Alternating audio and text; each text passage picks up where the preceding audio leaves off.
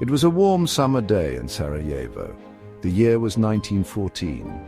Archduke Franz Ferdinand, heir to the Austro-Hungarian throne, rode in an open-top car. He and his wife Sophie waved to the crowds. The city was part of an empire that many Serbians resented. They wanted their own nation, free from foreign rule. Deep within the crowd, a small group of young men waited.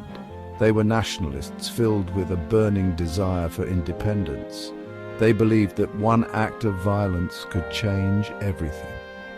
They were about to be proven tragically right. The first attempt on the Archduke's life failed. A bomb was thrown, but it bounced off the car and exploded nearby, injuring others. The royal couple was shaken but continued with their planned visit. A wrong turn by their driver, however, placed them directly in the path of another assassin. A young man named Gavrilo Princip stepped forward. He saw his chance. He raised his pistol, a simple weapon that would soon alter the course of human history. The world held its breath, though it did not yet know it. Two shots rang out in the quiet street. The sounds echoed against the old buildings. One bullet struck the Archduke in the neck. The other hit his wife in the abdomen. It all happened so fast. In one moment, they were royalty on display. In the next, they were just a man and a woman bleeding to death in the back of a car. The cheers of the crowd turned to screams of horror and confusion. The blue sky above Sarajevo seemed to darken, as if it knew a terrible storm was about to break over the world. The news spread like wildfire across Europe. It traveled by telegraph wire, from city to city, from capital to capital. In Vienna, the seat of the Austro-Hungarian Empire, there was shock, then outrage.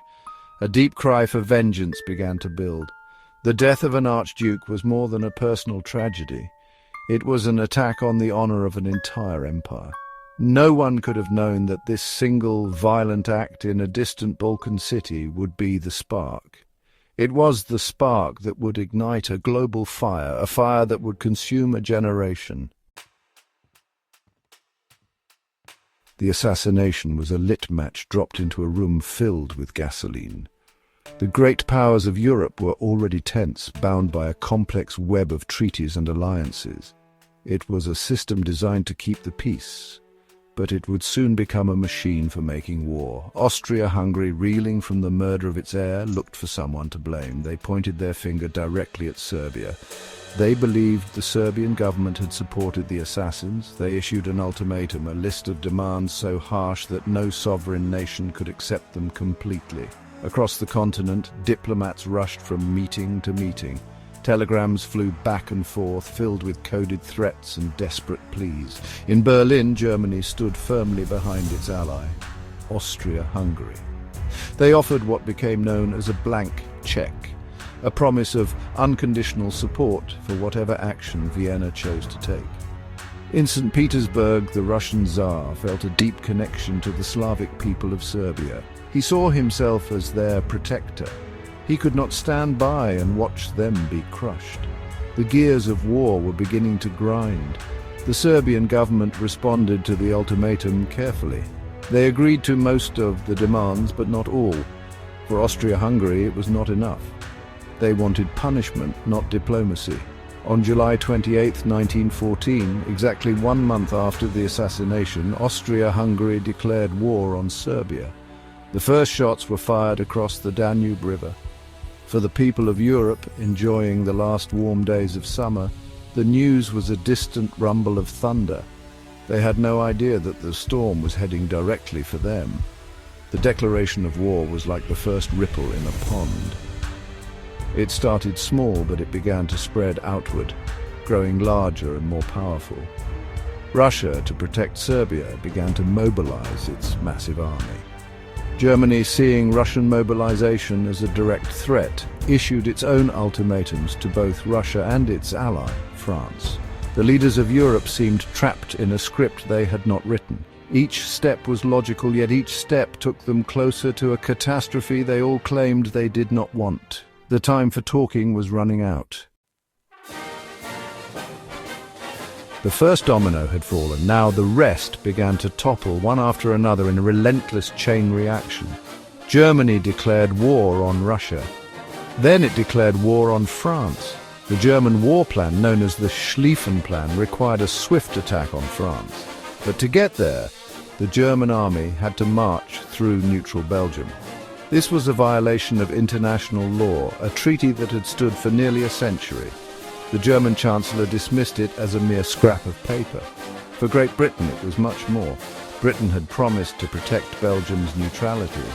When German soldiers crossed the Belgian border, London sent an ultimatum to Berlin: withdraw your troops or face war. The deadline passed. On August 4th, 1914, Great Britain declared war on Germany. With that, the conflict became truly global. The British Empire, with its vast territories and resources, was now engaged. Flags were unfurled in London, Paris and Berlin. In the streets, huge crowds gathered, cheering for war. They were caught in a wave of patriotism, a fever of nationalism. Young men rushed to enlist. They were told the war would be a grand adventure. They were promised they would be home by Christmas. They marched through the streets in their new uniforms, flowers tucked into the barrels of their rifles. Their families waved goodbye, their faces a mixture of pride and fear. They believed they were fighting for honor, for their country, for freedom.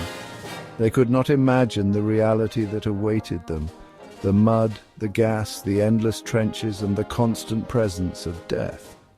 From the assassination of one man, a world war had erupted in just over a month. The alliances had worked exactly as they were designed, pulling nation after nation into the conflict. The Triple Entente, France, Britain and Russia, was now locked in a death struggle with the Central Powers, Germany and Austria-Hungary. What began as a regional dispute in the Balkans had become a continental slaughter. The lights, as one British statesman famously said, were going out all over Europe. They would not be lit again for a very long time. The summer of 1914 was the end of an era. The world that went to war that August would never be the same. The initial excitement quickly faded, replaced by the grim reality of industrial warfare.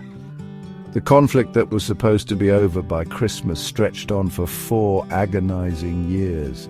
It consumed the lives of millions. An entire generation of young men was lost on the battlefields of the Somme, Verdun, and Passchendaele. They died in the mud, tangled in barbed wire, far from the homes they had promised to return to.